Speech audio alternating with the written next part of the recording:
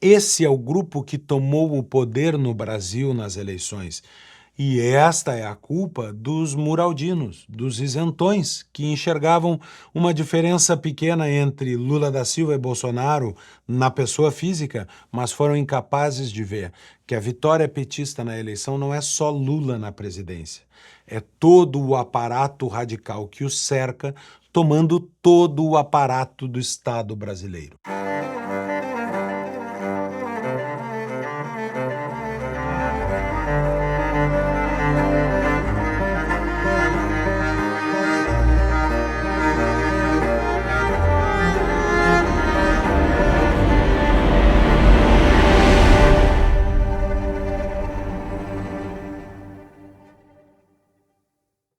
Hoje, dia 21 de fevereiro, o Magna Carta não poderia ser sobre outro assunto que não a crise diplomática entre Brasil e Israel, uma crise de relações internacionais brasileiras, causadas por uma fala de Lula que, depois eu vou mostrar, não foi um acidente de percurso, não foi um mero deslize retórico do presidente da República. Essa foi a triste fala de Lula numa entrevista na Etiópia. Sabe o que está acontecendo na faixa de Gaza com o povo palestino? Não existe nenhum outro momento histórico. Aliás, existiu quando Hitler resolveu matar os judeus. Lula comparou a reação de Israel ao ataque terrorista do Hamas, ao regime nazista e aos crimes do regime fascista que, lembremos, escravizaram judeus, tomaram os seus bens, os colocaram em campos de concentração e chegaram a assassinar milhões de judeus em fornos e em chuvas químicas. Esse não foi, infelizmente, um deslize de Lula, um erro num improviso, algo impensado, algo descuidado. Ao contrário. Esta é a doutrina daqueles que cercam o presidente da República. Lula expressou num discurso aquilo que há anos o PT vem nutrindo, vem construindo nas relações que mantém, inclusive com a Organização pela Libertação da Palestina. O PT construiu ao longo do tempo uma relação com esta causa. E eu sou testemunha disso. Posso provar primeiro pela prova testemunhal. Em 2002, eu mesmo fui a um evento do Fórum Social Mundial em Porto Alegre. Um evento paralelo, porque não estava na grade original do Fórum Social Mundial, que era inclusive patrocinado com vastas verbas do poder público gaúcho e porto-alegrense. E num evento paralelo se reuniram 4 palestrantes. Um da Organização para a Libertação na Palestina, outro do MST, um palestrante das FARC, as Forças Armadas Revolucionárias da Colômbia, ligada ao narcotráfico naquele país, e um professor da Universidade Federal do Rio Grande do Sul, que inclusive naquele evento disse que a saída para o Brasil não está no desenvolvimento econômico. A saída para o Brasil está nos escritos de Karl Marx e Vladimir Lenin. Esta aliança vem sendo nutrida, de novo, isso foi no ano de 2002. Essa é uma aliança nutrida há mais de 20 anos pelo Partido dos Trabalhadores. O entorno radical de Lula da Silva foi forjado nesse ambiente de defesa da causa palestina através da acusação do Estado de Israel.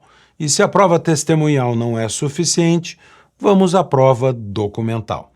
Primeiro, o próprio MST, que na sua página expressa, já em 2015, o MST e a causa palestina, já dando conhecimento dessa ligação entre a esquerda brasileira e a causa palestina, sempre através de uma condenação muito severa do Estado de Israel. Mais do que a mera causa palestina, o PCdoB também documentou isso e menos de um mês após o ataque terrorista em Israel, quando nessa nota de 5 de novembro de 2023, entidades lançam um manifesto pelo fim do genocídio em Gaza.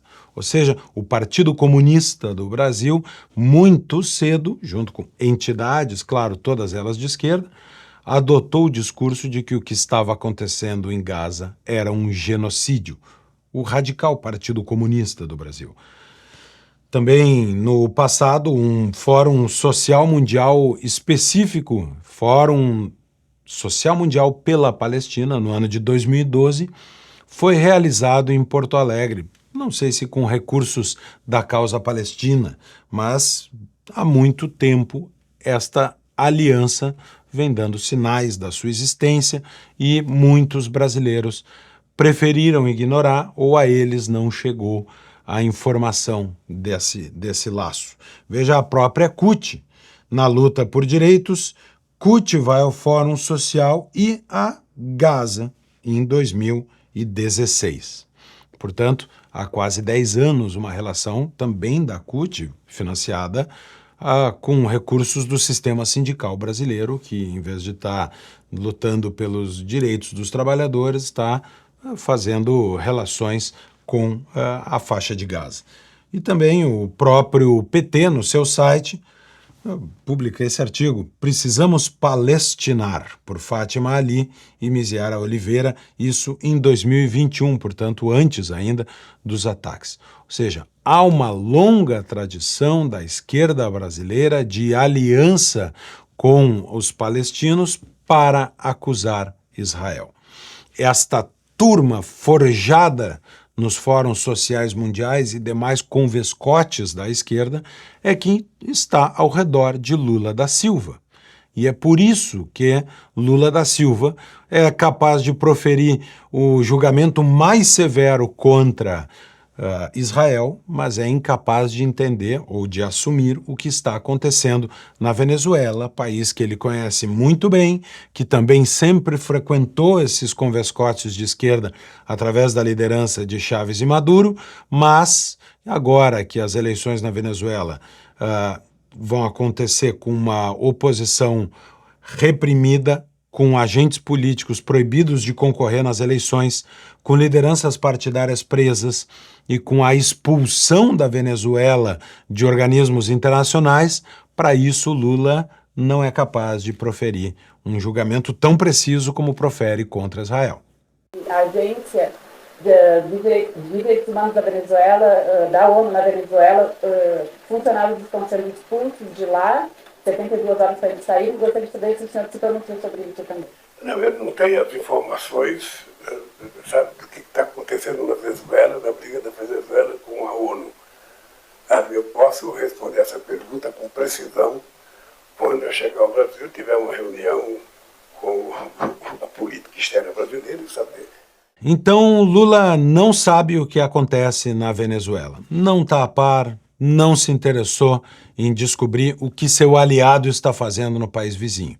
Também não quis se meter no assunto da morte de mais um opositor de Putin que morre envenenado na cadeia. Mais um, porque é uma série de inimigos de Putin que sofrem envenenamentos. Mas Lula não sabe se a culpa é da Rússia e não tem informação para proferir um julgamento. Se a morte está sob suspeita, nós temos que primeiro fazer uma investigação para saber do que o cidadão morreu. Vamos acreditar que os médicos legistas vão dizer o cara morreu disso ou daquilo para você poder fazer um pré-julgamento. Porque senão você julga agora que foi não sei quem que mandou matar e não foi, e depois você vai pedir desculpas. Para que essa de acusar alguém? Mas sabe quantos anos eu estou esperando o mandante do crime da Marielle? Sempre. E não estou com pressa de dizer quem foi quando eu quero achar. Quando eu achar, vou dizer, foi fulano de tal. Não quero especulação. Então, o cidadão morreu numa prisão, eu não sei se ele estava doente, eu não sei se ele teve algum problema.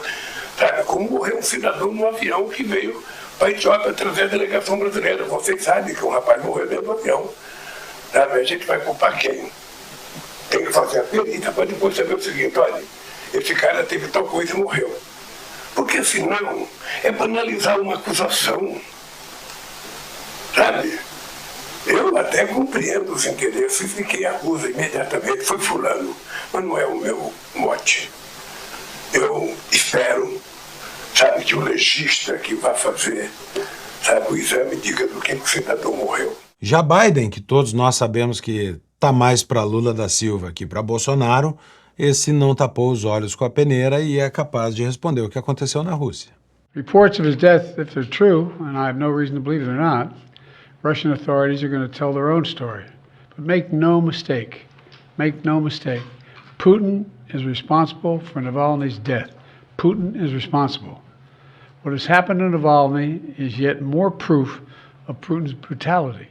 Claro, Lula não se sente confortável para expressar uma opinião, ele não está seguro sobre o que acontece na Venezuela e não está bem informado sobre o que acontece na Rússia, então é melhor não falar sobre o que não conhece. Não tem segurança para isso. O que Lula tem segurança é para colocar mais dinheiro numa organização da ONU que atuava na faixa de Gaza e que teve funcionários acusados de envolvimento direto nos atos terroristas de 7 de outubro do ano passado.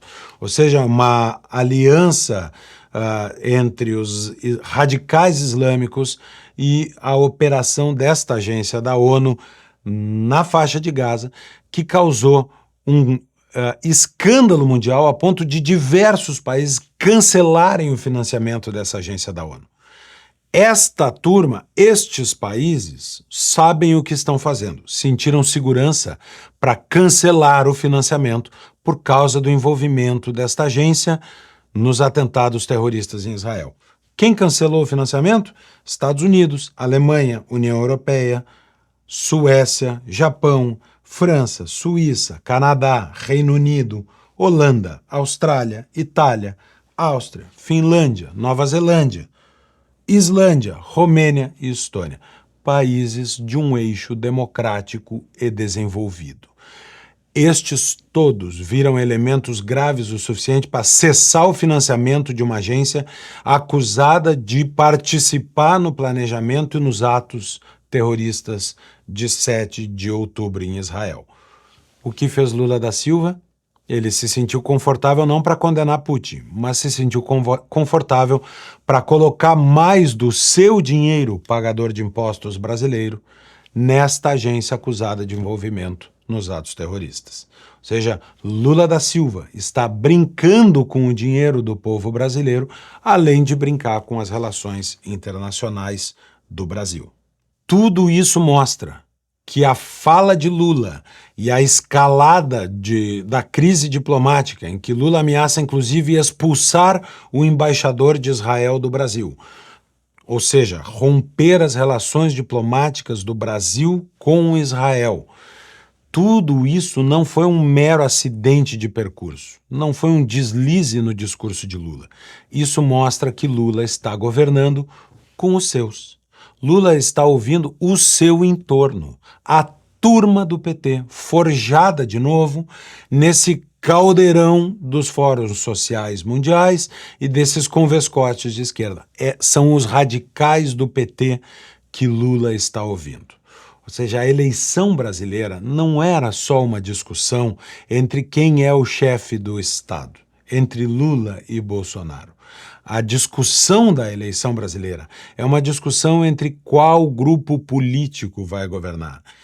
Quem são aqueles que vão tomar conta do aparato do Estado? E os radicais petistas que sustentam essas ideias, sustentam a União Soviética, ex-União Soviética, sustentam a Rússia, amavam a União Soviética, sustentam a Venezuela nos seus discursos e que condenam Israel, chamando-os, inclusive, de causadores de um genocídio, comparando-os com Adolf Hitler. Essa é a turma que tomou o poder no Brasil. Mas não tomou só o Itamaraty, não tomou só as relações internacionais do Brasil. Tomou o Ministério da Educação, tomou o Ministério da Fazenda, tomou o Ministério da Cultura, tomou o aparato do Estado brasileiro. Ao tomar o Ministério da Educação, eles vão fazer uma nova lei de diretrizes e bases para educar o seu filho. Esse é o grupo que tomou o poder no Brasil nas eleições. E esta é a culpa dos muraldinos, dos isentões, que enxergavam uma diferença pequena entre Lula da Silva e Bolsonaro na pessoa física, mas foram incapazes de ver que a vitória petista na eleição não é só Lula na presidência, é todo o aparato radical que o cerca, tomando todo o aparato do Estado brasileiro. O Estado brasileiro hoje está a serviço deste tipo de radicalismo, que botou as mangas de fora na questão internacional, mas que também está trabalhando em todas as áreas do governo. Lula governa para os seus radicais. E ao governar para os seus radicais, começa a incomodar. Começa a incomodar a ponto de parte do establishment brasileiro, 124 deputados, alguns de oposição, que não podem ser considerados parte do establishment, mas inclusive alguns da base de Lula da Silva, fizeram um pedido de impeachment, o pedido de impeachment com mais assinaturas na história do parlamento brasileiro. São 124 assinaturas pedindo o impeachment de Lula. 124 assinaturas e contando, porque esse número aumenta a cada minuto. É o maior pedido de impeachment da história do parlamento? É. São já 130, atualizando o dado, assinaturas. 130 assinaturas significam a realização do impeachment? Não. Talvez signifique 130 votos. Lula vai cair por esta declaração e pela escalada absurda contra o Estado de Israel? Provavelmente não. Eu diria que não. Mereceria? Sim, já seria o suficiente. Essa partidarização de uma estrutura que é uma estrutura de Estado e não de governo. As relações internacionais no mundo inteiro são relações de Estado. Nos países que separam a chefia de Estado da chefia de governo, as relações internacionais estão majoritariamente a cargo da chefia de Estado. É o rei da Inglaterra o ápice das relações internacionais. É o presidente na Alemanha e não a chanceler. É o presidente em Portugal e não o primeiro-ministro. É o rei da Espanha e não o primeiro-ministro. As relações internacionais são estruturas de Estado e não de governo. O que Lula fez, submeteu as relações internacionais brasileiras à ideologia do seu partido. É o suficiente para o impeachment? É claro que é. A lei do impeachment prevê que hostilidades contra países amigos são causa de um impeachment. Ele vai acontecer? De novo, não vai. Não vai se criar uma maioria em razão deste tema.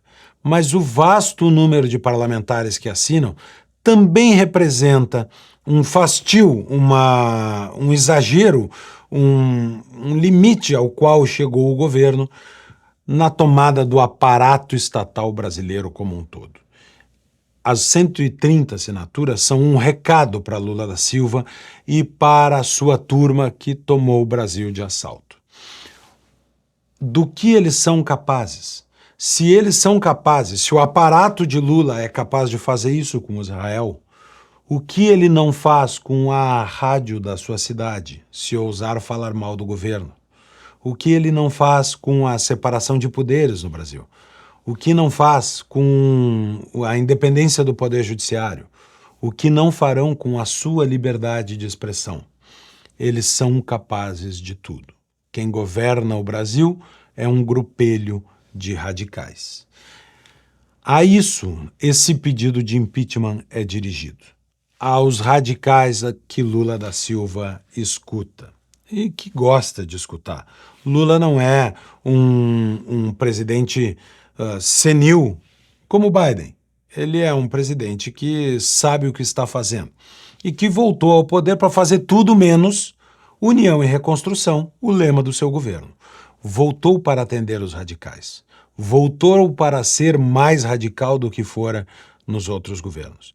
E acho que é a isto também que se dirige esse impeachment. Alto lá, algum limite tem que haver.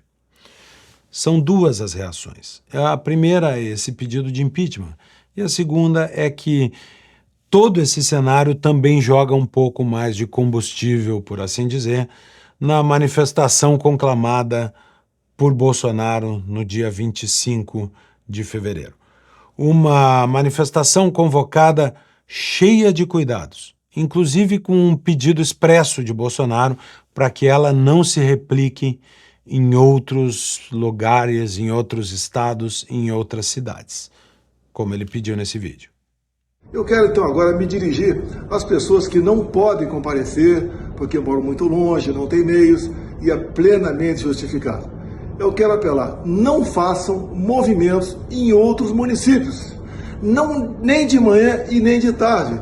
Por favor, o movimento é para paulista exclusivo.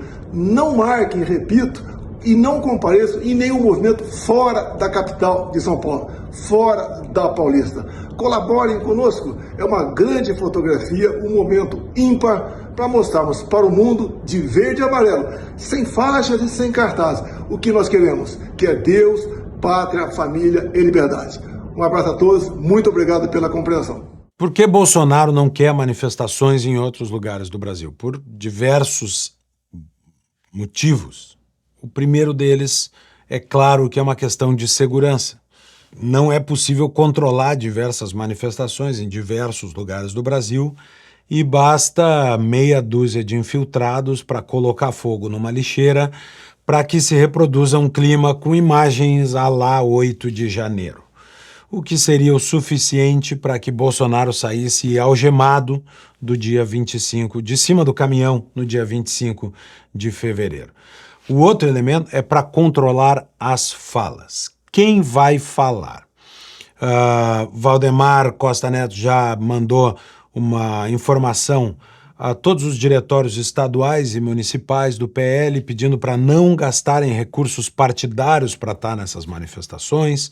Há um clima de cuidado com o que vai ser dito, uma preocupação com o tema das falas para que não haja nenhum tipo de incitação de nenhuma ordem neste dia 25. Eu espero para o dia 25 falas muito xoxas, estéreis, falas cuidadosas, talvez até lidas, para medir as palavras, para evitar que qualquer frase de Bolsonaro seja interpretada por seus inimigos como uma conclamação a uma revolta popular. É disso que Bolsonaro quer se proteger. Ele mesmo diz, eu quero a foto. Ele quer uma fotografia mostrando que tem apoio popular e que prendê-lo é um risco. Mas isso não vai constranger a esquerda e seus aliados em todos os poderes. A esquerda brasileira quer prender Bolsonaro. A esquerda brasileira caminha para prender Bolsonaro. Os seus detratores no judiciário querem prendê-lo. Manifestam quase que expressamente os indícios de que o farão. Até notícias dizendo que é preciso prender Bolsonaro cumprindo todos os requisitos para ser bem devagarinho, para não parecer afobado. Por que é que querem prender Bolsonaro? Porque a avaliação dos lulistas e dessa turma radical que é capaz de influenciar até a política externa brasileira, a avaliação desse pessoal é que Lula foi preso sem provas. E que há muito mais provas contra Bolsonaro do que havia contra Lula. A segunda avaliação deles é que prender Lula da Silva machucou Lula, machucou o petismo, machucou a esquerda. Eles não veem que a prisão de Lula foi importante para salvar o petismo. Eles não acham que a prisão de Lula criou um mártir que saiu santificado da cadeia como Nelson Mandela. Não. Eles sabem que a prisão foi ruim para Lula e para o PT. E, portanto, estão dispostos a empatar o jogo. Estão dispostos a prender Lula, a prender Bolsonaro, porque isso seria ruim para Bolsonaro e para a direita.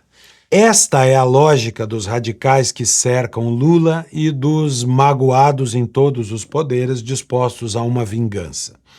Essa é a lógica dominante. E, por isso, os atos do dia 25, ainda que inflamados, ainda que alimentados pelas asneiras radicais de Lula no cenário internacional, serão atos, provavelmente, de uma temperatura muito morna, muito controlada por Bolsonaro e por aqueles que o cercam.